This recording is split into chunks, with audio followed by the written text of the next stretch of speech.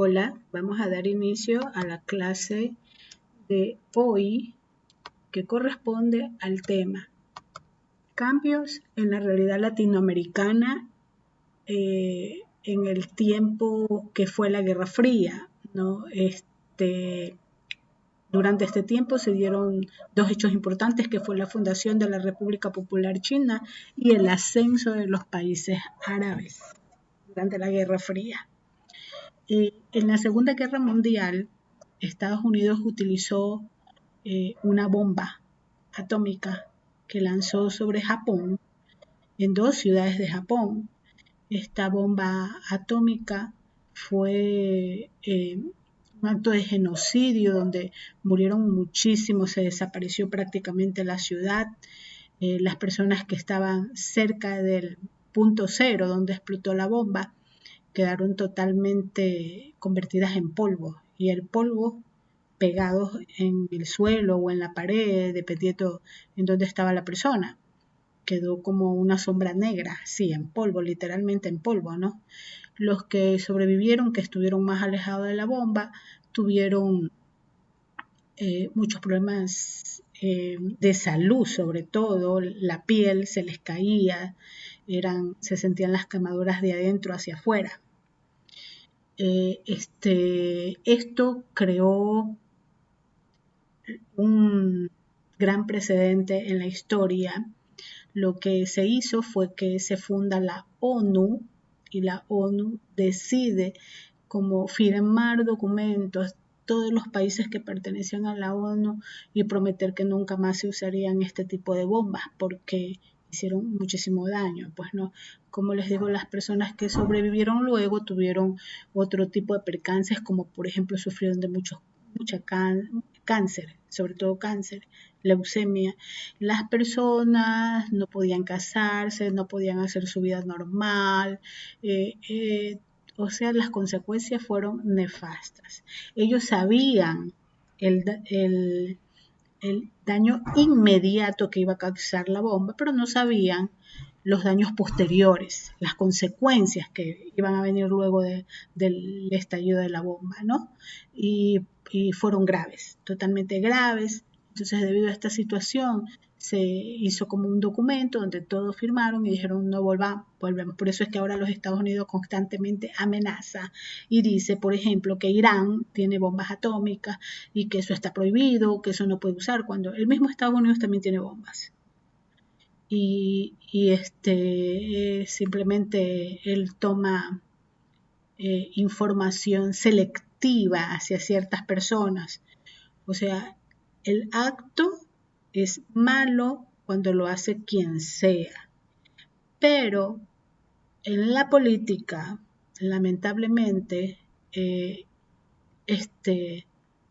un mal precedente esto, ¿no? Toman la información y lo ponen muy feo o lo ponen muy malo cuando lo hace otra persona, otro país, y ese es el pretexto para atacar, como son las bombas, ¿no? Que ellos dicen, es que ellos tienen una bomba atómica y por eso hay que atacarlos. Igual lo utilizan, y cuando, como les digo, Estados Unidos también tiene, es como el narcotráfico. Están acusando ahora a Venezuela de que Venezuela exporta, que Venezuela es un país narcotraficante, que el líder de Venezuela también es narcotraficante y sin embargo Estados Unidos es el mayor consumidor de drogas. Y en Estados Unidos viven los narcos más grandes. Pero ellos utilizan esa información simplemente para lograr y hacer lo que ellos desean, ¿verdad? Entonces, ¿qué sucede? Que cuando pasa esto se termina la Segunda Guerra Mundial porque el hombre había llegado muy lejos y a destruir de una manera muy masiva y que si la guerra continuaba, pues todo el mundo se iba a destruir, ¿no? Si decíamos ojo por ojo, hasta quedar ciegos. Eso iba a suceder. Entonces, para evitar eso, se suspende la guerra. ¿Quiénes quedan como ganador de la Segunda Guerra?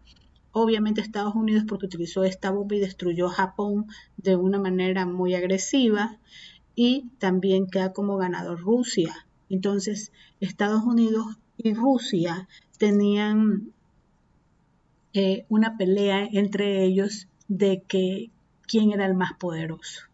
Cada uno representaba un modelo económico, que era Estados Unidos representaba el capitalismo y Rusia representaba el socialismo o comunismo. Comunismo-socialismo, más era el comunismo en esa época. Entonces, porque comunismo y socialismo son dos cosas diferentes. Ellos empezaron con un comunismo extremo que luego fue cambiando un poco, ¿no? ¿Qué es el comunismo? El comunismo es cuando todos tus bienes los administra el Estado. Y entonces el Estado hace de que esos bienes sean repartidos para toda la comunidad. Eso es comunismo. Entonces, por ejemplo, los incas usaron un comunismo primitivo. ¿Y cuál fue el beneficio? Que entre los incas no habían pobres. No había. ¿Por qué? Porque todos sembraban, todos cosechaban, entonces, y todos unían sus cosechas y luego esas cosechas eran repartidos entre todos. Entonces, eso es el comunismo. Tiene sus pros y tiene sus contras. Entonces, Cuba es un país comunista, es prácticamente, y Corea del Norte son los dos últimos países que están viviendo un comunismo radical. Ya el comunismo prácticamente no existe. Ahora lo que existe es el socialismo. El socialismo podríamos decir como que es un hijo del comunismo, pero en el sentido de que el socialismo es un socialismo que busca el progreso de los más débiles, busca leyes que los amparen y que cuiden sus beneficios. El socialismo es como la corriente que lucha para que las conquistas sociales se logren. Por ejemplo, trabajar 8 horas diarias. Eso es una conquista. 8 por 5, 40. Son 40 horas que tiene que trabajar a la semana un trabajador. Eso es una conquista social. Y el socialismo cuida de que eso se cumpla. Entonces, eso es socialismo. Ahora, ¿qué es capitalismo? Capitalismo es cuando una persona tiene un capital, un dinero, un capital, y ese capital lo utiliza para crear, por ejemplo, qué sé yo, un restaurante, y este restaurante da trabajo a 6 personas. Pero resulta que el restaurante da un beneficio de $5,000 mensuales, ¿no? Y el señor del restaurante decide que las personas las personas que trabajan en el restaurante, qué sé yo, que son 2 cocineros, 3 meseros, todos van a ganar $200 mensuales. Y él se queda con el resto de la utilidad, porque él considera que como él es el que pone el capital, entonces él es el que más tiene que ganar. ¿Qué es lo malo del capitalismo? Que explota a los empleados. O sea, explota al obrero, entonces por eso el obrero tiene la lucha social de reclamar siempre de que sus derechos se cumplan. De esto se trata la Guerra Fría. Es una lucha que se da entre Estados Unidos, que representaba el capitalismo, y entre Rusia, que representaba el comunismo. Pero como ya la ONU había hecho firmar documentos donde la guerra no podía ser bélica, donde no podían haber enfrentamientos armados, entonces se crea una guerra fría. ¿Por qué se llama fría? Porque no tiene enfrentamientos bélicos, sino es un enfrentamiento de ideologías. Entonces, cada país, como es China y como es Estados Unidos, cada uno lucha o quiere que en el mundo existan más países con su ideología, y por eso se arma la Guerra Fría. Nosotros vamos a ver en la segunda presentación donde tenemos la bandera de Estados Unidos y la bandera de Rusia, ¿no? Porque el mundo, perdón, se me desbarató. El mundo se convierte en un mundo bipolar. O sea, hay dos grandes ideologías, que es el liberalismo, que dicen los Estados Unidos que ellos defienden, y que es el capitalismo o la economía del mercado. Y Rusia, que es el socialismo, el comunismo o la economía centralmente planificada, ¿no? Entonces, tenemos dos grandes ideologías en esta Guerra Fría, que es la ideología política, que trata del sistema social que existe y político, que es el liberalismo de un lado y el socialismo comunismo, y en el otro lado es la ideología económica, que es el capitalismo y el socialismo. Bien, vamos a la siguiente, que habla sobre la fundación de la República Popular China en 1949. Ya se había acabado ya la Guerra Mundial, la Segunda Guerra Mundial, que fue como hasta 1945, entrando a 1946. Entonces, la fundación de la República Popular China crea también como una inclinación de la balanza hacia Rusia, porque en realidad quien tenía más adeptos a ser capitalistas era Estados Unidos, ¿no? Pero con la fundación de la República Popular China en 1949 se inclina un poco la balanza hacia el socialismo, porque desde un principio ellos establecen que su política debe ser socialista, ¿no? Esta fundación de China termina con una guerra civil que había dentro de ellos, porque había un partido comunista que era el de Mao Zedong. Él es el que quiere proclamar la República Popular China. La guerra civil era entre el Partido Comunista y el Kuomintang, que había estado en curso desde 1927 y que era otro tipo de ideología política, ¿no? Pero el líder Mao Zedong proclama la República Popular China el 1 de octubre de 1949 y comienza una nueva era de la historia de China. La República Popular China se estableció como un estado socialista con el partido gobernante. Entonces, ellos tenían como un pensamiento comunista antes de y deciden cambiarlo al socialista. Que el socialista no es tajante como es el comunismo, de que a ver, yo voy a administrar todos los bienes de todos, no, o sea, tiene tintes de capitalismo porque permite que las personas tengan su capital, que tengan su inversión, que tengan un progreso con su dinero, con su capital, pero que sin embargo las utilidades, algo de las utilidades también debe de ser beneficio para los empleados, que por ejemplo estén asegurados, que les paguen vacaciones, que les den un seguro médico, ese tipo de beneficio, ¿ya? Entonces, eso es lo que hace el socialismo.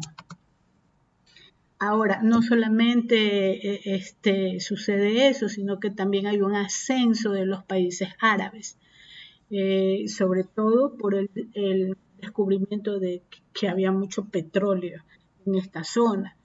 Entre estos países árabes los que más resaltan son Egipto y Siria. Egipto porque se convirtió en un modelo a seguir para muchos países árabes. El Gamal Nasser, que era el líder del nacionalismo árabe, crea también el socialismo árabe y el panarabismo, lo que permite ganar popularidad en todo el mundo árabe. Siria también juega un papel importante en este movimiento, uniéndose brevemente con Egipto para formar parte de la República Árabe Unida. Y también es importante Siria porque Siria, por su ubicación geográfica, estaba en un lugar donde permitía que gracias a que él tenía la salida a un mar, tenía la oportunidad de que el petróleo pasara por su país para ser repartido por el centro y sur de Asia y también por África.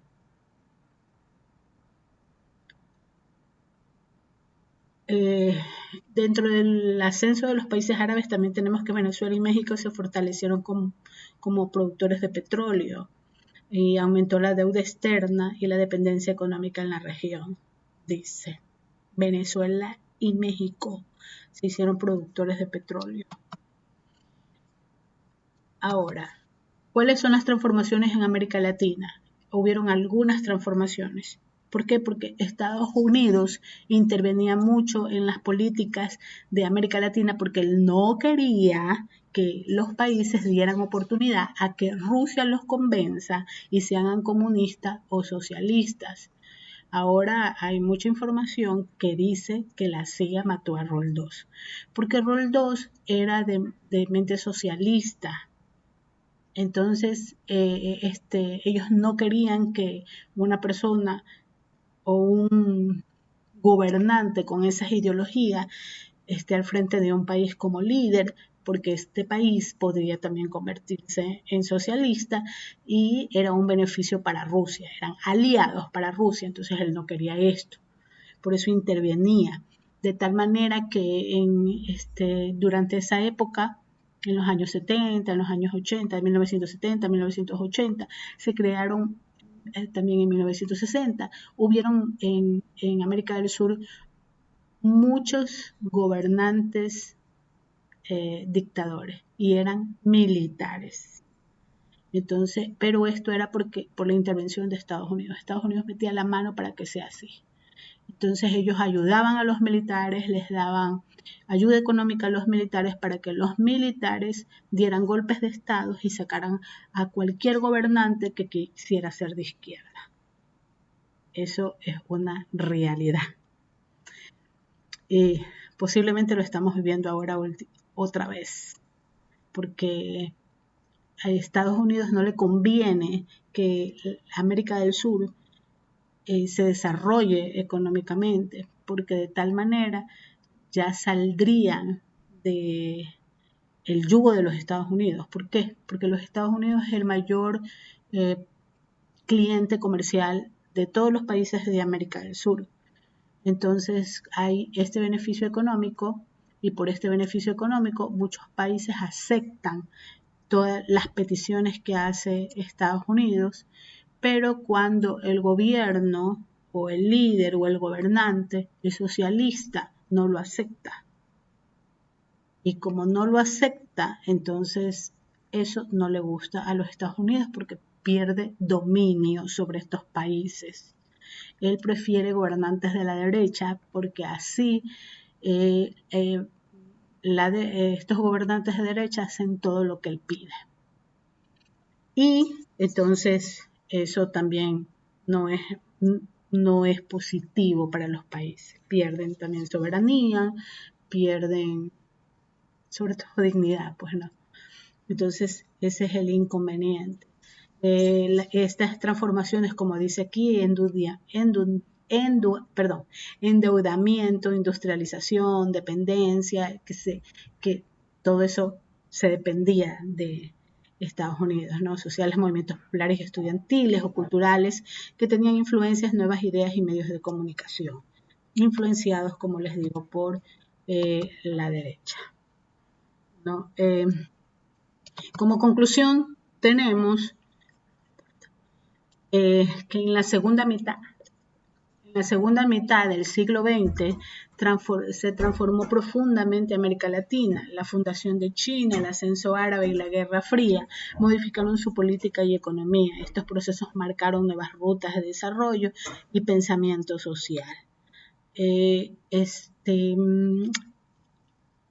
llevó lamentablemente todos estos eventos históricos.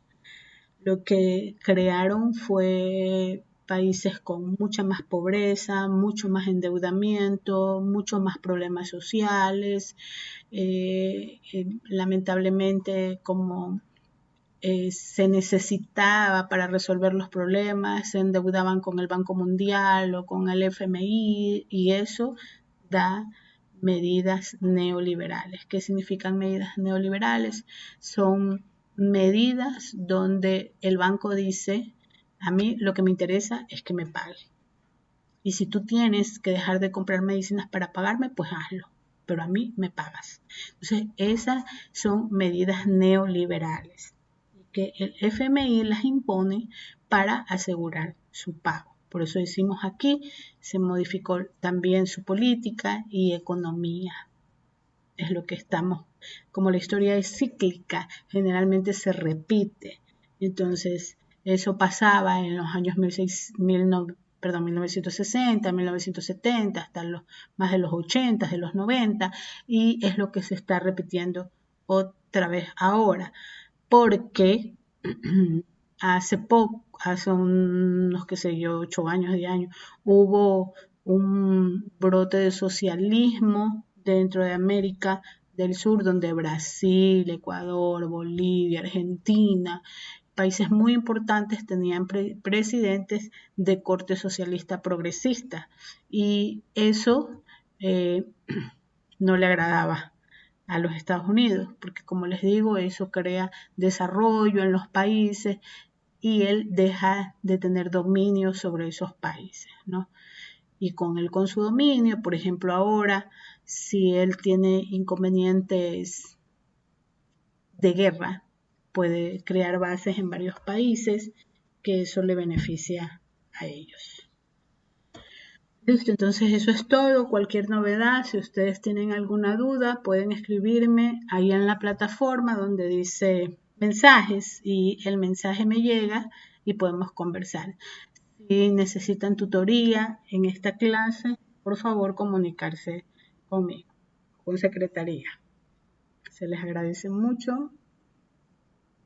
No olviden realizar las tareas que se encuentran aquí en la plataforma.